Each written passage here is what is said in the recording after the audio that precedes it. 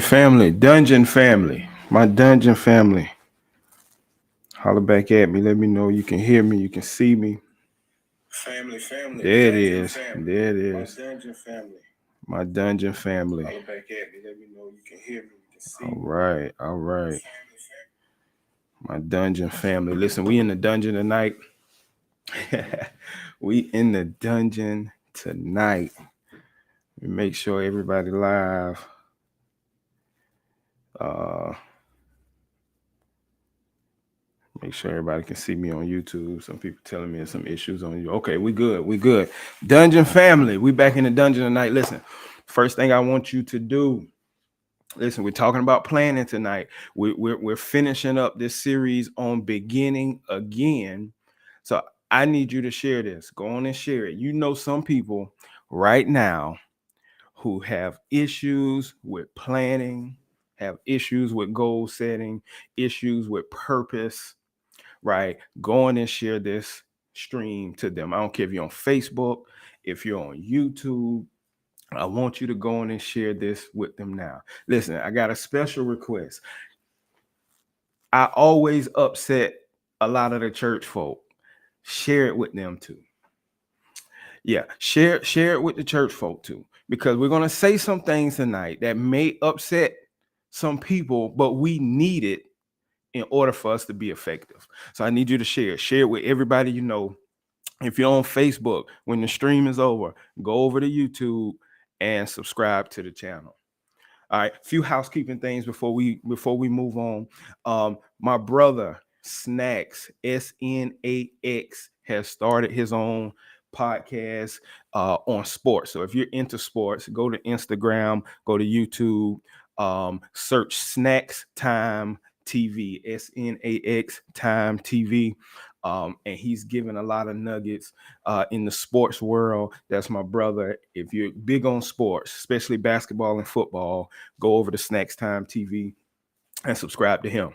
All right. Next thing, next month, we're going to start a new series, but next month, we're going to have my brother on as a guest, my brother Wilmot Berry. Let me see if I find a picture of him. Wilmot Berry is going to be on next month as we talk about steps and stages. All right. So my brother Wilmot is going to be on next month, and we're going to be talking about steps and stages. We're going to be talking about cycles, right? We're going to be talking about a lot of the things that we need to eliminate from our lives in order to be successful. So he's going to be on next month. If you're looking to buy a house, sell a house, buy some land, sell some land in Orangeburg or Columbia, South Carolina, that's the guy you need to call. Wilmot Berry, the Berry Group, EXP Realty. All right. All right. All that's out the way. Let's go. We're talking about planning tonight. All right. We're talking about planning. I need you to go on and share it because we're in the dungeon and we're talking about planning tonight. Let's recap this whole series because this is the last part of the Begin Again series that we started in December. We started right before January 1st, right? We started it right before New Year's. And this is the last part. This is the last installment. So let me recap what we've talked about very briefly, right? In the first part, we talked about beginning again. We talked about the fact that oftentimes we scratch our whole agenda and we start something brand new. We talked about the fact that oftentimes we shouldn't abandon it and start something brand new. We just have to learn to have the grit and the perseverance to begin again. Right. I upset some folk because I told you all in December that on watch night service, the preachers were going to tell you God is doing a new thing. Right. I prophesied it. Right.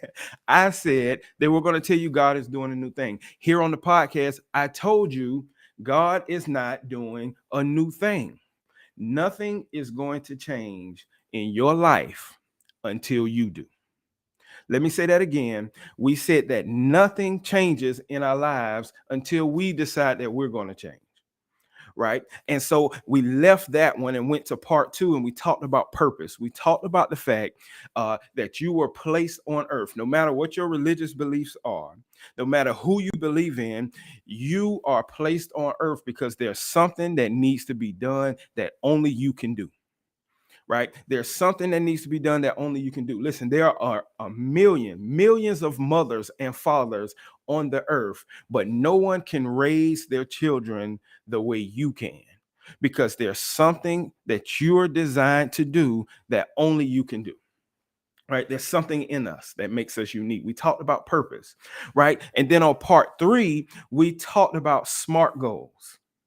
Right? We talked about SMART goals. We talked about goals being specific. We said that you can't throw around the term intentionality if you don't have specificity, right? We talked about goals being specific. And then we talked about the measurability of goals. You've got to be able to measure your goals. We talked about them being attainable, them being realistic, and time bound. Listen, your goals have to be time bound. That's the only way you have any sense of urgency when you're trying to reach your goals is if they are time bound. We talked about that last part on part three. But tonight, we're going to end the whole series of Beginning Again by talking about planning. We're talking about planning. So we went from beginning again to purpose to goals to planning. All right, and we're going to end on planning tonight. All right, and this is what we're going to talk about. If you're ready to go into planning, put something in the chat. Let me know. But we're going to go into planning for the next few moments tonight to end this Begin Again series. We're talking about planning. All right, so here we go. Here we go. What is a plan? I define a plan as a plan is an intentional design used to reach a goal. A plan is an intentional design used to reach a goal. That's my guy, Capelin, man. Capelin is one of my students from way back in the day. Way back in the day. It's good to see you, man. It's intentional design used to reach a goal. Listen, when it comes to planning, there are three groups of people, and one part of your homework tonight is going to be to decide which group are you in. Right? There are three groups of people. Number one, there are people who don't write plans. Right? Notice I didn't say that there are people who don't plan because everybody plans. No matter if you think you do it or not, you plan. Not making a plan is a plan. Right? So the first group is people who don't write plans. The second group is people who plan just to survive. The third group is people who plan to win. Three groups of people. People who don't write their plans, people who plan to survive, and people who plan to win. Which group are you in? You're going to have to figure that out because no matter which group you're in tonight, there's going to be something in here that's going to be able to help push you to the next level of planning so that you can reach success in your life. Listen, Pablo Picasso says this. I got to read this. He says, our goals can be reached through a vehicle of a plan in which we must fervently believe and upon which we must vigorously act. He says there is no other route to success other than planning. Right. Now, I disagree with the last part of that, right? I believe that you can reach your goals without a plan. The problem is you will not be efficient. You can reach your goals without having a plan. You just won't be efficient with it. Right? And two things will happen if you don't have a plan and you reach your goals without being efficient. One, you won't be able to celebrate the success because you're going to be too tired of the inefficiency it took for you to reach the goal. Or two, you're going to get there, but you're going to get there after 40 years of wandering. You're going to get to that goal after you've wandered. See, a plan keeps you in balance. It keeps you in step, right? So you can get to your goals without a plan. You just can't be efficient and do that. Listen, I love basketball. You can see I love basketball, right? I love basketball. When I listen to these commentators, one thing they always say about Kevin Durant is he got the 35 points and he only shot the ball 18 times. That's efficiency, right? So the goal should not just be for me to be successful, it should also be for me to be efficient. Because when I'm efficient, I reserve energy so that I can be ready for the next task at hand. Right. And so when you're planning, when you're trying to reach your goals, when you're trying to be successful, you can't just wonder. You have to have a plan that is intentional, right? A plan is an intentional design used to reach a goal. Planning has to be intentional. All right. And you have to understand that. And you have to know that if I'm trying to reach goals without a plan, I may reach them, but I will not have the efficiency that I need in order to be successful. Listen, plans work where there's intentionality. Let me say that again. Plans work when there is intentionality. A plan makes your life intentional. when you have a plan, you are going to intentionally do some things, and then you're going to intentionally not do some things. Right? You have less propensity to wander because a plan keeps you intentional. Are y'all tracking with me? A plan keeps you intentional. So, are you in one of those three groups? Do you not write down your plans? Do you plan just to survive, or do you plan to win? We're going to talk about all three of those things tonight. Listen, you've got to make a plan. We talked before. We talked before about what we call in the education circle backwards design, right?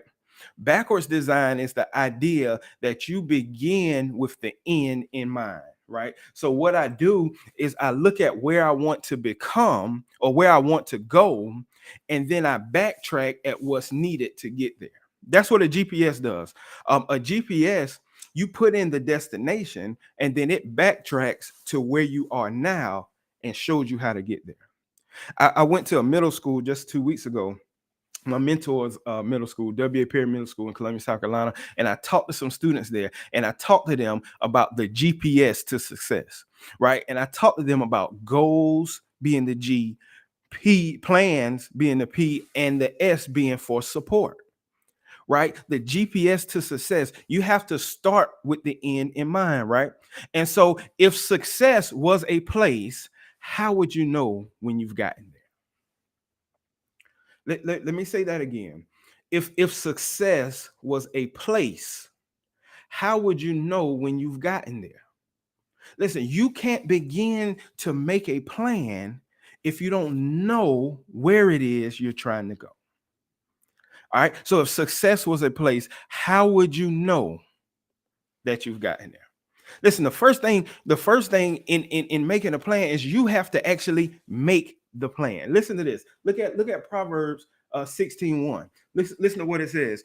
The plans of the heart belong to man, but the wise answer of the tongue is from the Lord. Right? The plans of the heart belong to man. In other words, you have to create a plan. You have to have a plan in place if you want to be successful. All right. And again, remember what I said, everybody makes plans. But on the show tonight, I'm going to show you how you make plans that will lead you to winning. Everybody makes plans, but everybody doesn't make plans that allow them to win. All right, so you have to make a plan. You are responsible for making the plan. You've heard this quote said many times. Failing to plan is what? It's planning to fail. If you fail to plan, you are planning to fail. All right, so you have to make a plan. You have to align your plan with what God has planned for you. I know you love the scripture, Jeremiah 29:11. My mentor, this is her life scripture. Jeremiah 29:11 says, and I know the plans that I have for you, says God. Plans to prosper you and get you to an expected end. We love that text. We love that verse, but we don't really understand what's going on in it. In fact, Jeremiah 29:11 is not necessarily an encouraging verse because the people he was talking to were at that time in captivity. And what he was saying was, I've got some plans for you. I know the plans I have, but you don't know them. And most people, when they talk about Jeremiah 29:11, they don't talk about Jeremiah 29:12. And you don't know how to get to the plan that you should have for your life just off of 29:11.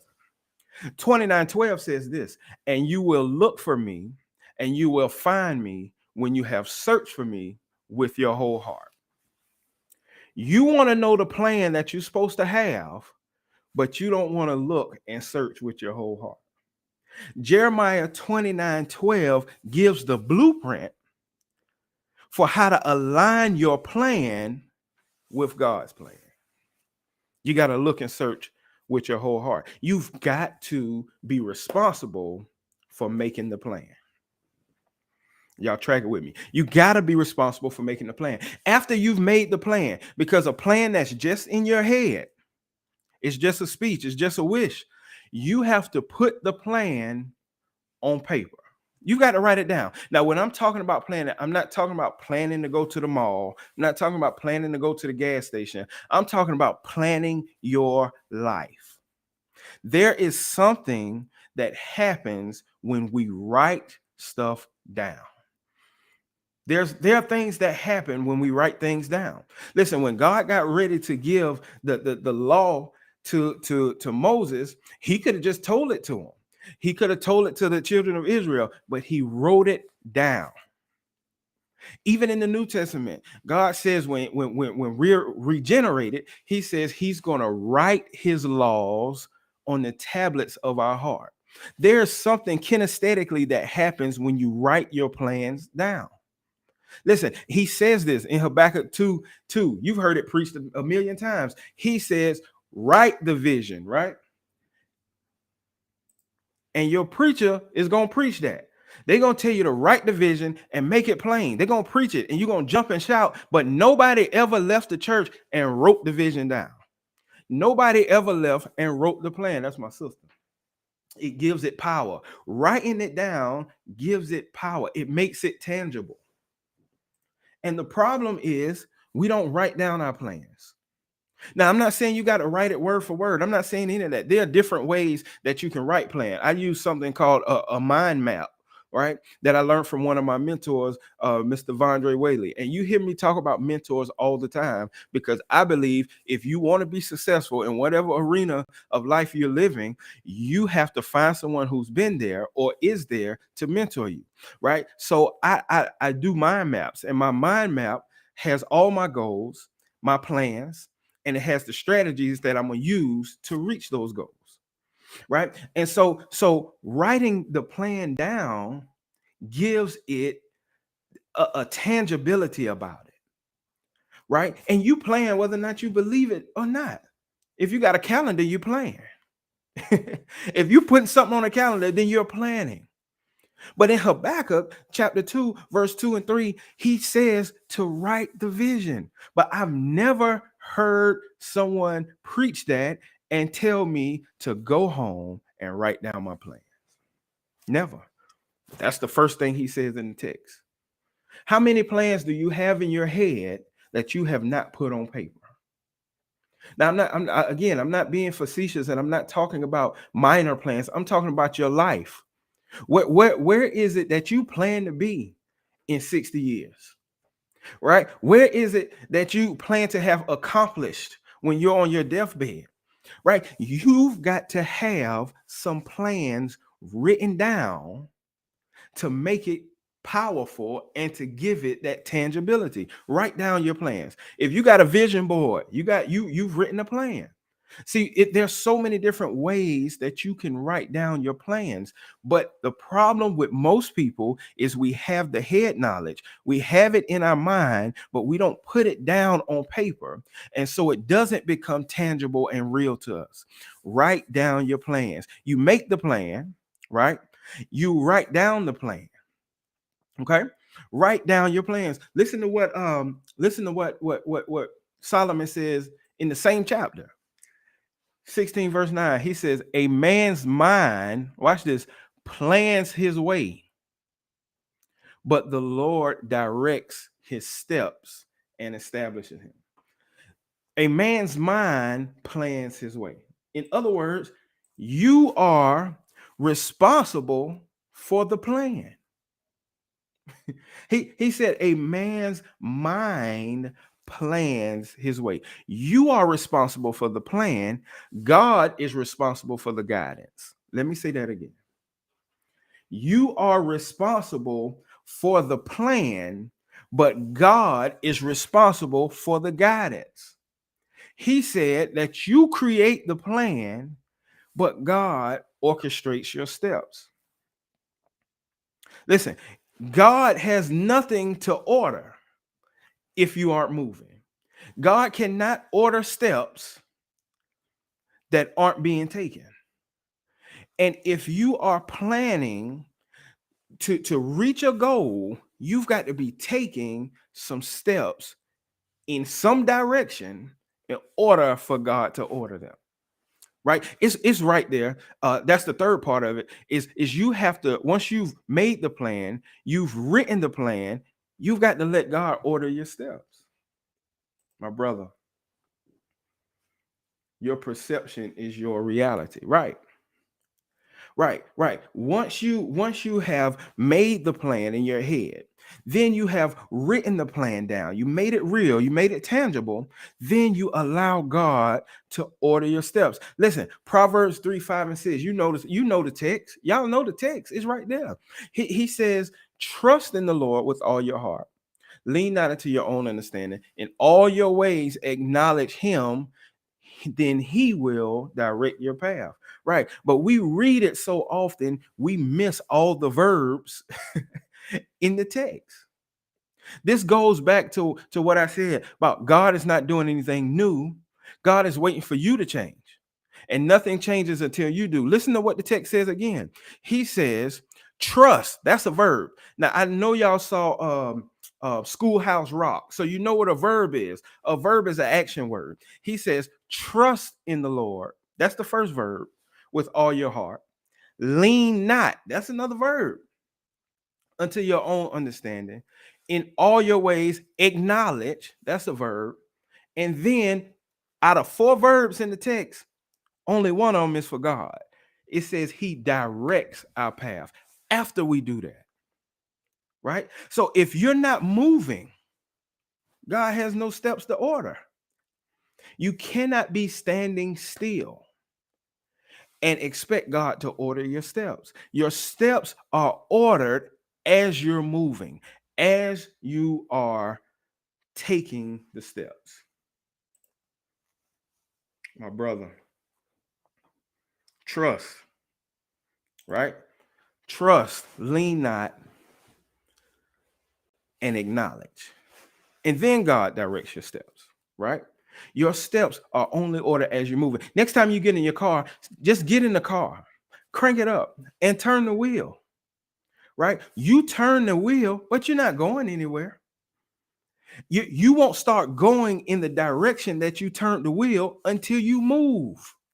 until you put it in reverse, until you put it in drive. You won't go anywhere until you move. And you have to start planning your life by taking steps in the direction that you think you're supposed to be going. And as you take steps, if you start going in the wrong direction and you're asking God to order those steps, guess what? He will order them so that you will move in the right direction. Now, you still have to take the steps, but he'll show you which way to take them. But he can't show you which way to go if you're standing still and not moving. Barry says, if you are not moving, God has no steps to order. That's right. Pecan 10. The song says, order my steps, lead me, guide me. She in the hymn book.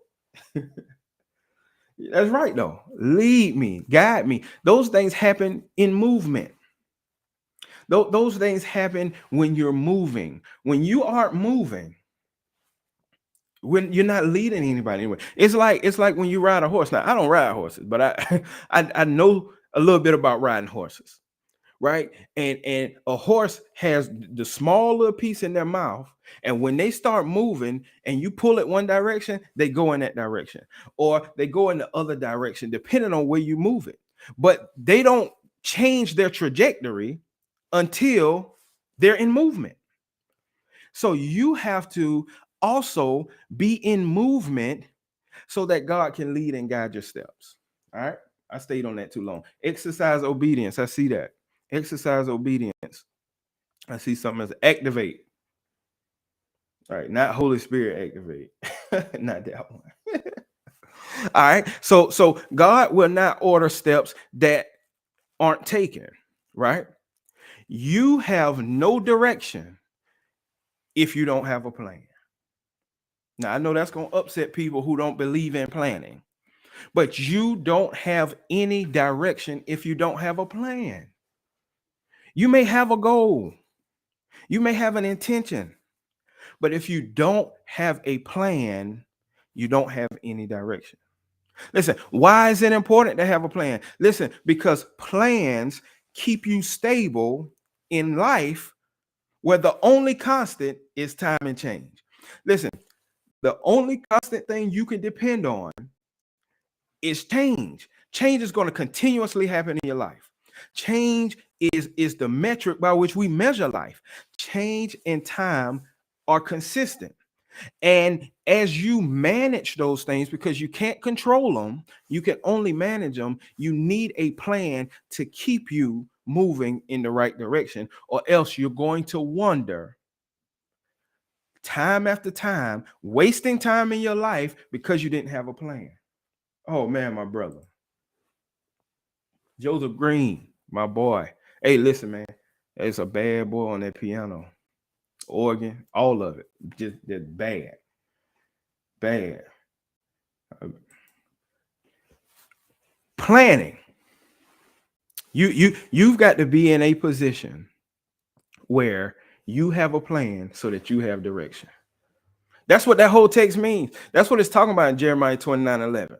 I know the plans. Yeah, he knows the plans. And once you get to know him, your plan grafts into his plan. That's what that means in Psalm. Delight yourself in the Lord. He gives you the desire. He gives you what to desire, right? Your plans become his plans. And when that happens, now you're on a trajectory to success, but you can't do that if you're standing still. You've got to be moving.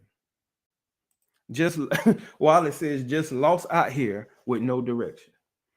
And that's so many of us. Listen, that's all of us at one point in our life. At some point, we're just out here wandering aimlessly in the world with no direction because we don't have a plan. And the sad thing is sometimes some people will get to 80, 90 years old in their life and realize I was wandering so long because I didn't have a plan.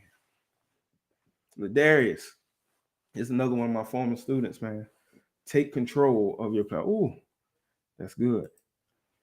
The plan, Alicia says, the plan creates the map to outline your steps. Your steps, the ordering of your steps comes as you move. And see, the problem, here's the problem, especially I told you I'd be upsetting a lot of church folk. I'm one of the church folk, so I can talk about church folk. So the problem is church folk put on like everything is perfect. And one issue with God ordering our steps is we still have to make the step. So there's still the propensity, as because we're human, for us to fall, for us to stumble while trying to make the steps. And then there's sometimes when we know our step is supposed to go this way, but because we're in our flesh, we go the opposite way. But then we get up in church on Sunday and act like everything is good. No, you are going to make mistakes even when your steps are ordered. Let me say that again. Even when your steps are ordered, you're going to make mistakes. There's a scripture in the Bible. I think it's Jeremiah. I don't know if it's Jeremiah. He goes down to the potter's house, right? And it says that he saw something on the wheel, and the vessel he made of clay was marred in the hand of the potter. Most people miss that. It said the vessel was marred, defected in the hand of the potter. In other words, the clay wasn't perfect, but it was in the hands of the potter. And sometimes you are in the right place even when you made a mistake. Even when you're not able to walk coherently, right? You start stumbling, you're still in the right place because your steps are ordered. And you're never going to perfectly walk out every plan that you make in your life. You're never going to do it perfectly. And that's why Jeremiah 29:12 is so much more important than Jeremiah 29:11. Because when I search for him and I look for him with my whole heart, then I have what I need to merge my plan and make my plan work. James Walker. When you have a plan and things break down, you have a reference point to return back to. That's good. That's good. When you have a plan and things break down, you have a reference point. That's good. That's good, Walt. You got a reference point. All right, so we talked about those three groups of people. You group one, people who don't write their plans, right? And we've established that God wants us to make the plan, right? We've established from Habakkuk 2:2 that God wants us to write the plan, right? And we've established from Proverbs 3:5 and 6 that God will order our steps as we make our plan, right? So you have people who don't write their plan.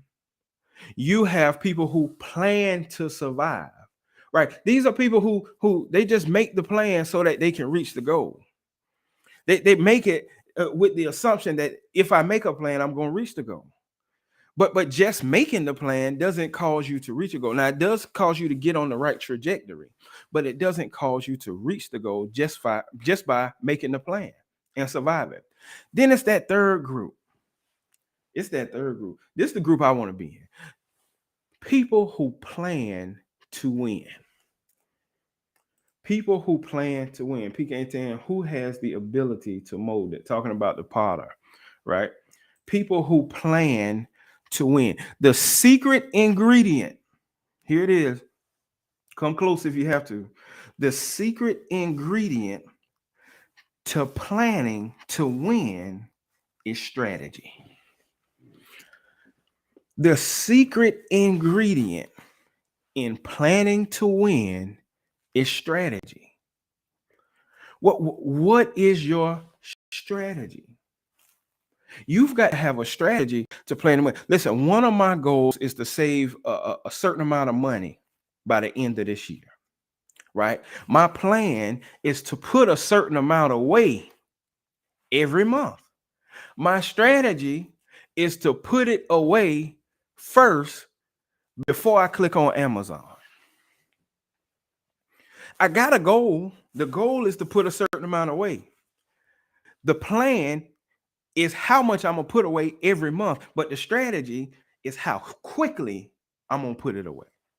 I got a strategy because I know my own proclivities. I know if I get on Amazon before I do what I'm supposed to do with my money, I'm going to look back and realize that I didn't put my money in the right place and I didn't plan I didn't strategize with the right strategy. Strategy is hard, especially for Christians, because strategy is trial and error. And we want to give off perfection. We want people to think we're perfect. So strategy is difficult for us. Strategy is difficult for perfectionists because a strategy is trial and error. A strategy may work this year and not next year. Why? Because as circumstances change, your strategy has to adjust. Right? The amount of money that I wanted to save every month may adjust as other things happen.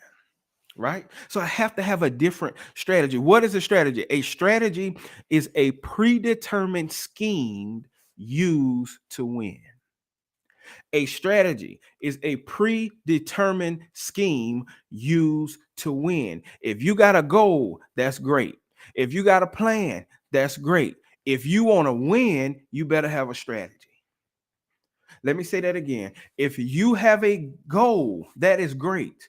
If you've got a plan, that's awesome. But if you want to win, you need a strategy. You need a strategy. You will lose. This ain't deep right here. You will lose if you don't have a strategy. Pecan 10, Lord, Amazon is the struggle. It is, man. You find anything on Amazon. Listen, you're going to lose if you don't have a strategy. Luke, my guy, man, that's my brother, one of my brother closest friends right here. I used to bust him down on the basketball court too. He couldn't stand me. Jumper was wet every time. Mean jump shot. Listen, you will lose if you don't have a strategy. You're going to lose.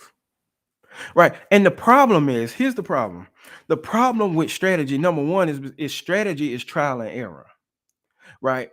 And sometimes strategy changes, or you have to adjust your strategy to get to the expected end that Jeremiah 29:11 says, right? Sometimes you have to adjust your strategy, but sometimes we don't use a strategy when we plan because we mistake competition and opposition. We don't use a strategy because we mistake competition and opposition. Competition and opposition are not always the same thing, right? What is competition? Competition is two entities fighting to accomplish the same goal. But when you're creating plans for your life, you're not in competition, but there will be opposition. And if you want to get over the hump, if you want to defeat the opposition that may arise in your life, you gotta have a strategy. Look, I get on social media sometimes and I see that quote, it's me versus me. Yeah, and that's a good quote. I love it. It's me versus me. What that quote does though is sometimes it makes it seem as if there's no opposition. Right. As soon as you get on the right trajectory, I can make a promise to you. As soon as God starts ordering your steps, He's going to order them to run into opposition. I heard a minister say this one time. He said, if you don't run into the devil, you're going in the same direction as him. There's a difference between competition and opposition. And sometimes the opposition is your own human nature, your own human proclivities. I just gave you one. If I go to Amazon before I go to my savings account, I'm gonna have a problem. That's opposition. Right. Another part of opposition that we have all the time is what we're going to talk about on one podcast next month. Cycles. Right. We all get in these cycles. Think about it, especially in fitness. Right. So you work out for a good 4 months and you good. And then all of a sudden you just don't feel like going and you stop and you stop. And then January 1st hit and you back in that same cycle. That's opposition. Opposition is always going to come up, but when opposition happens, Opposition doesn't always have someone or something that's trying to reach the same goal you are. Competition is when it's two entities trying to reach the same goal. So you have to understand that oftentimes your nature is going to make you have opposition. Anytime you're going in the right direction, some things are going to come up that's going to cause you some friction with regard to your goals and your plans. Listen, you got to make a plan. You have to write it down. I'm almost done. And then you got to let God order your steps. And again, your steps are only ordered as you're moving. Your steps are ordered with movement. Listen, movement is powerful. Movement is key. All right. So again, we're on the Practical Purpose Podcast. Y'all know how we do. We're giving life principles with the substratum, with the foundation of biblical text.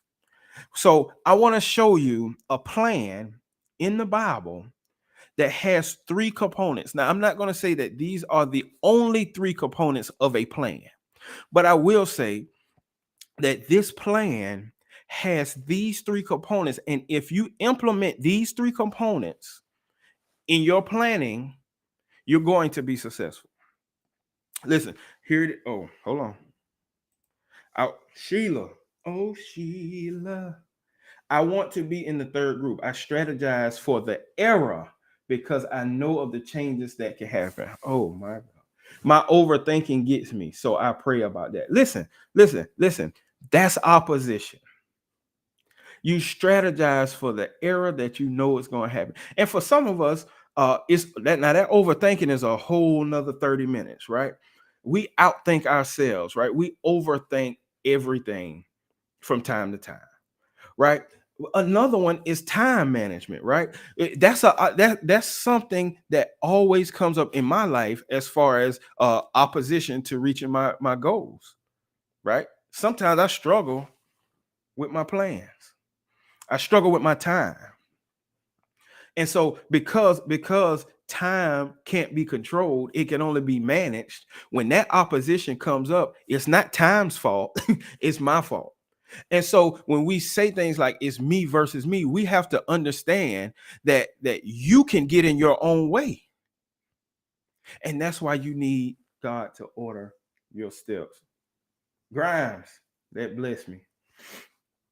I will outthink myself, Wallace says. I will outthink myself out of God's purpose. Mm. That's interesting. Right. And the interesting part about that, Wallace, is God has already made provision for our overthinking. He's already made provision for our mistakes. But he gives us some parameters, right? Because he says in Romans 8:28, all things work together for our good, right? But it's only to those who are called according to his purpose, right? So even the provision is already made for our overthinking and for our mistakes, right? And so it's important for us to understand that even when God orders our steps, he's so masterful with it that he orders us in such a way. He already knows the end from the beginning. He knows the mistakes. So he orders us so that we have the ability to recover from our mistakes, from the loss of what we may feel like is God's purpose, right? But God is even using your missteps as purpose. he's using the missteps to show you his overall purpose. Listen, James Walker says movement and ordered steps is faith. I need to write that one. He says movement and ordered steps is faith. Yeah, faith never comes alone, right? That's why James said faith. Now, not James Walker, but James said faith without works is dead, right? Because faith always comes with a way to display it. right? Anytime you say you have faith, James says, show me your faith by what you're doing, right? And you've got to be moving. You've got to be moving in a direction. And if you find yourself in leadership, you've got to be moving things, right? That's the metric of leadership. What are you moving? Right? Right. All right. So y'all done help me up. So we're talking about it in scripture, right? So I want to show you a plan in the Bible. This ain't the only plan, but I want to show you one of the most famous texts in the Bible. Three components that Jesus puts in a plan. It's in Matthew 28, 19 and 20. And anybody who knows the Bible knows this is called the Great Commission, right? He's telling his disciples what he wants them to do as he goes. He gives us three components of a plan here. I want to show it to you.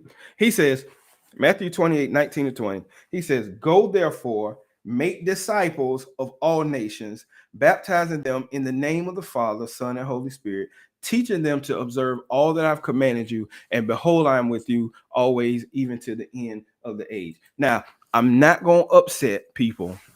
I'm not going to talk about the eschatology of that text when he says the end of the age. I'm not going to talk about the pneumatology of it, talking about the Holy Spirit. I'm not going to talk about the theology of the Father, Son, Holy Spirit. I'm not going to do that tonight. I'm not going to upset people. But I will talk about planning. He gives us three components of a plan. Look at the first word in the text. The first word is go. He says, go, therefore. Listen, a plan must involve action. A plan must involve action. Dr. Pickens says a plan without action is a speech. A plan without action is a speech. Listen, your plan has to have action. Jesus in Matthew 28, the first word he uses is go. He gives them an action step inside of the plan. Listen to this quote by Cornelius. He says, planning without action is futile. Action without planning is fatal. Let me say that again. Planning without action is futile. Action without planning is fatal. What does that mean? Planning without action will cause you to stay in the same place for 40 years. Planning, but no action. It's futile. It's a waste because you're not moving. You remember, you can't have ordered steps if you're not stepping. Planning without action is futile, but action without planning will kill you. The young people say on site, right? On site. If you got action without planning, that's fatal. That'll kill you. So the first thing Jesus says in 28 verse 19, 20 is he says go. There's got to be action to your plan. My brother Reynard needed every ounce of this. My brother, my guy. Hey, I'm glad somebody needed. I need it. All right. So the first thing he tells us is that you've got to have some action attached to your plan. Right. Remember Proverbs 3, 5, and 6? All of the verbs in there, all of the action words, trust in the Lord with all your heart, lean not, right? Acknowledge. All of those are action words. They're verbs. And you have to have action steps attached to your plan. Planning without action is futile. Oh, yeah. Action without planning. That's not my quote. That's Cornelius Fichte. He said that.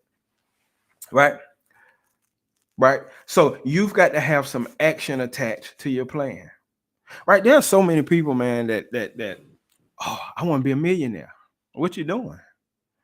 Right? Like you may have a plan to be a millionaire, right? You may have a goal to be a millionaire. You may even say, all right, I'm gonna be a millionaire by this time. I'm gonna do this, that, and the third, but you have to actually do it. Right. And so Jesus, the first thing he says in the Great Commission is to go.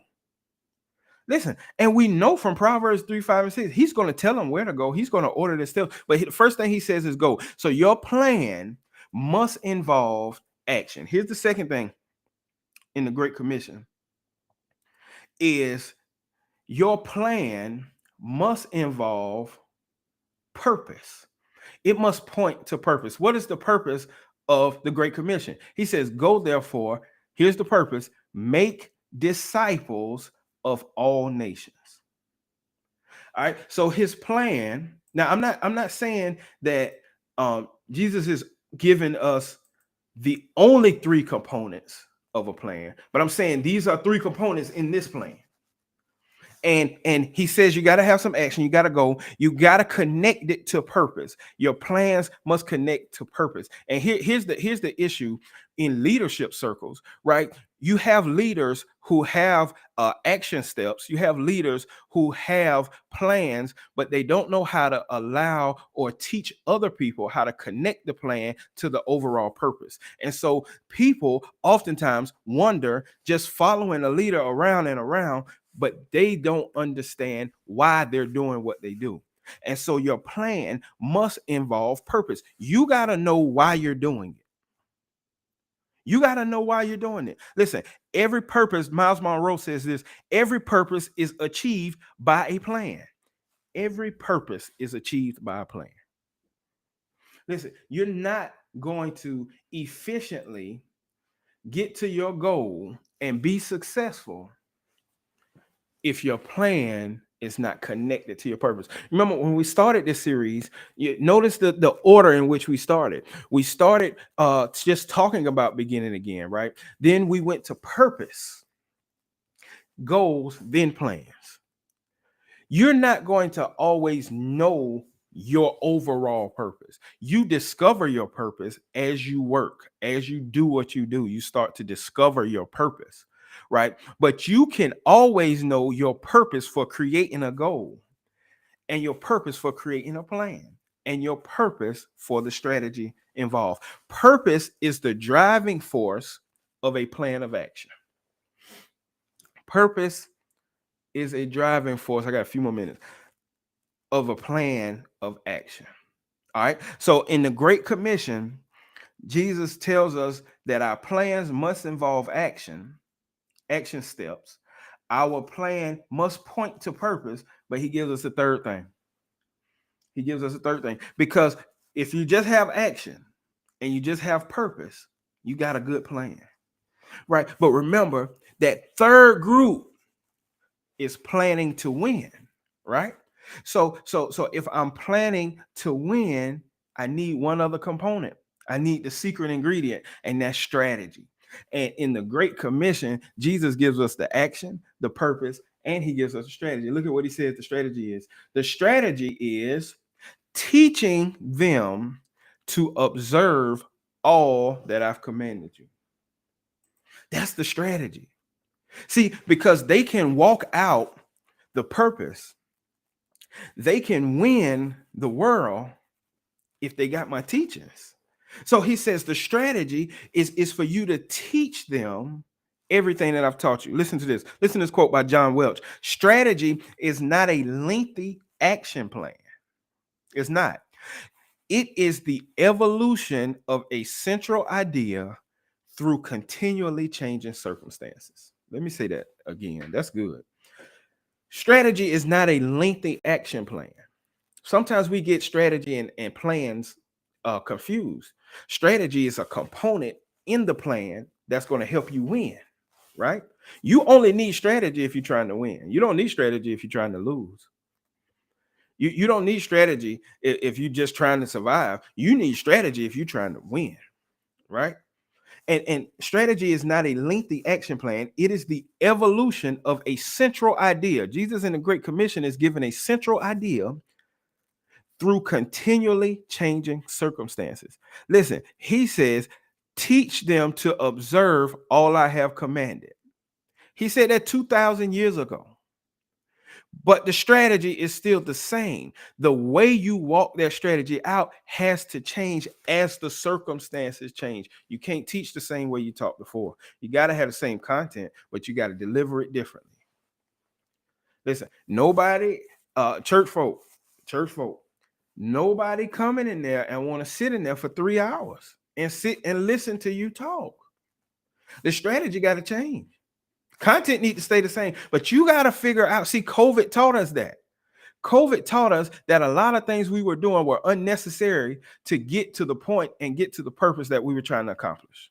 A lot of it was just old time religion, good enough for mama, good enough for me. That was the excuse we used, right? But you've got to have a strategy that has the ability to change with the circumstances, but keep the same power and content, right? So he says that the strategy has to be a central idea that changes as circumstances change. Listen, Jesus' strategy is to equip us with his teachings to survive, to thrive, and win the world. His strategy is to equip us with what he taught. That looks different. Listen, my daddy is a Bible teacher. I'm sure he don't have the same style Paul had, right? I've heard some other Bible teachers, and their style is different than the style I grew up listening to. Right? Don't mean it's wrong, but in order for people or this generation to survive, in order for them to thrive, because there is a time where you just got to survive. Now, I told some of my teachers that it's March, it's almost March, and it's a long stretch, baby. You just got to survive. You got to survive until you can thrive again, right? And sometimes you just got to survive, right? And so the teachings that Jesus is talking about are teachings that's going to allow you to survive when you're in your lowest point.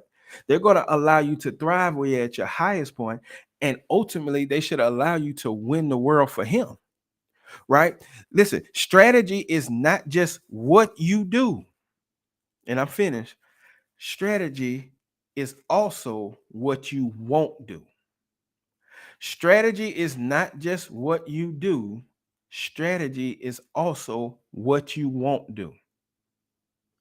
If I got a plan and I've got a strategy, there are some things that I'm going to do and there's some things that I won't do if I ultimately want to reach my goal. Listen, I was listening to a podcast. I'm sure Reynard Jefferson knows this podcast. It's called I think All the Smoke, right? And with Matt Barnes and them, and they were talking to John Sally.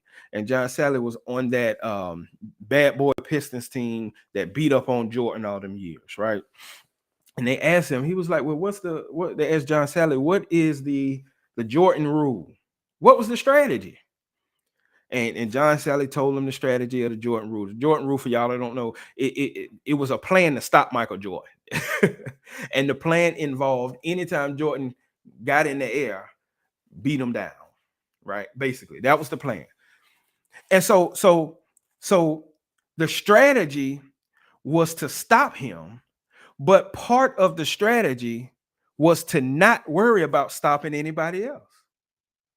So there's some things when you have strategy that you won't do, and there's some things that you have to do. And oftentimes we only look at strategy as what I'm going to do, and we don't focus the energy of the strategy on what I will not do.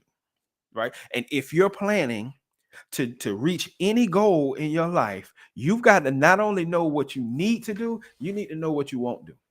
Listen, if you planning to do something, I'm not going to that place or that place. I think on one podcast we talked about the hot sign on Krispy Kreme. You try to lose 40 pounds, you better not even drive by that hot sign, right? Don't even stop by. don't drive by the house, because when you strategize, there are some things that you're going to do, and there are some things that you won't do. All right, we're wrapping it up.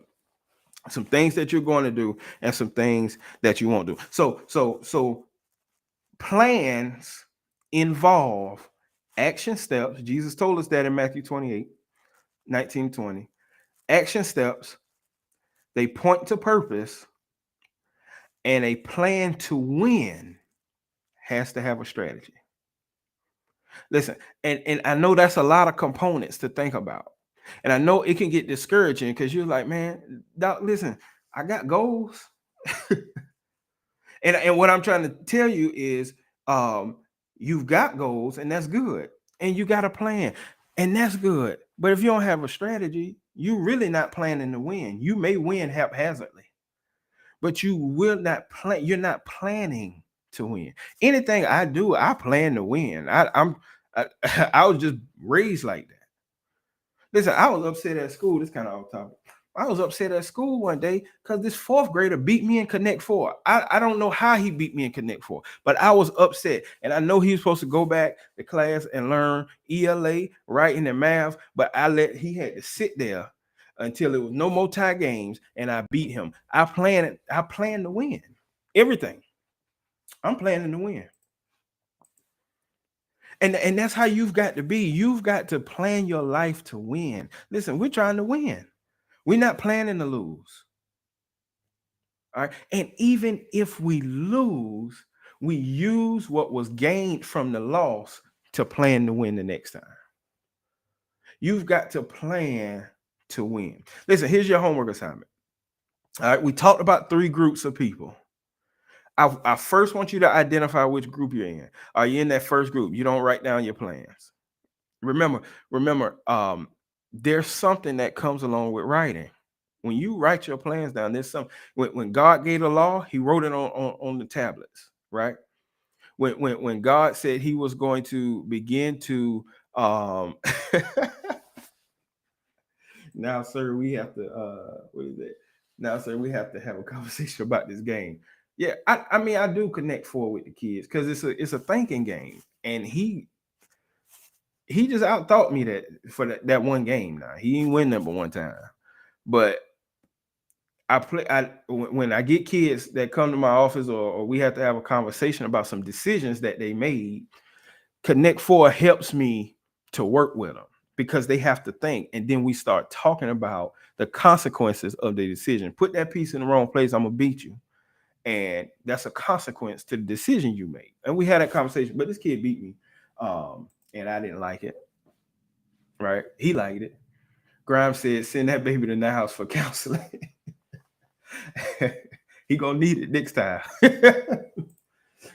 All right. Which group? First part of your homework. Which group are you? You don't write your plans down. I know people like that.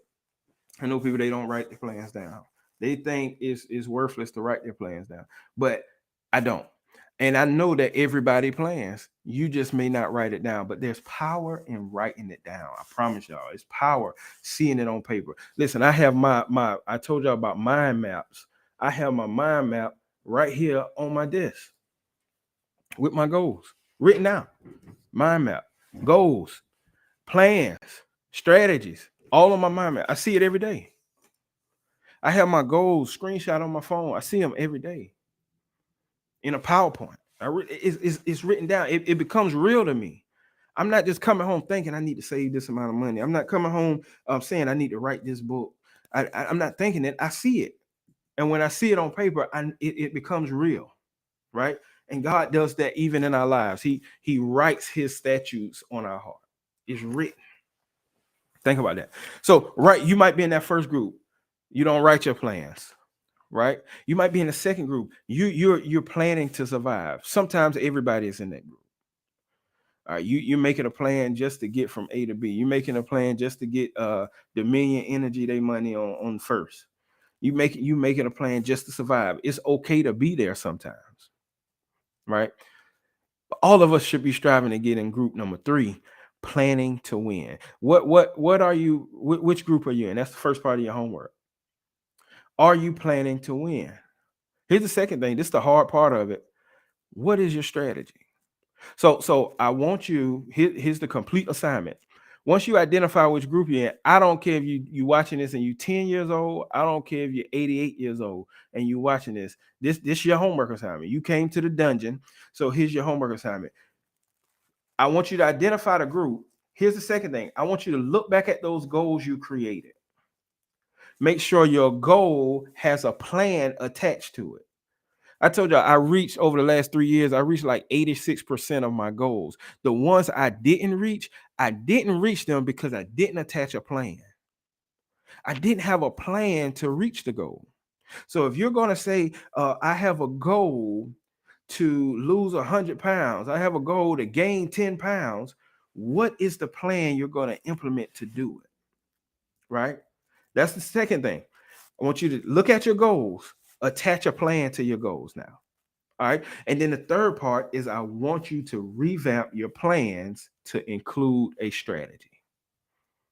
So if I'm going to not eat Krispy Kreme donuts, we keep coming back to them donuts. If I'm not going to eat Krispy Kreme donuts, my strategy is instead of me going down Clemson Road, I'm gonna go down Spears Creek and make a left so that I don't even have to see Krispy Kreme. Right? Listen, you gotta have your goals, your plans, and your strategy. That's your homework. And you can even do it in a chart form. In education, we call it a 2 column or 3 column charts, right? You got one thing here, your goal, you got your plan, then you got your strategies. And sometimes your strategies are going to be the same for different goals. Sometimes your plan may be the same for different types of goals, but you want to make sure you got all three. All right. So this series, we talked about beginning again. We talked about purpose. We talked about goals. We talked about plans. I hope this series helped you. I need you to share it with as many people as you possibly can. Repost it, like it, all of that good stuff. Share it with people. So that people can, and please understand, people don't have to be necessarily of the Christian faith to benefit from these principles. That's why I do it the way I do it. Life principles with a biblical basis, right? These are life principles. So if you can implement these things, whether or not you believe what I believe or not, you're going to, in some capacity, be successful in your life. All right. So like them, share. We're coming back next show. We'll have again my brother and my friend on the show. Um, Wilmot Berry will be here on the show. We're going to talk about steps and stages, and we're going to talk about cycles on the next month of the show. All right. So I appreciate y'all being here. Listen, like, share, subscribe, and make sure you implement these practices. Do your homework. We'll see you next time.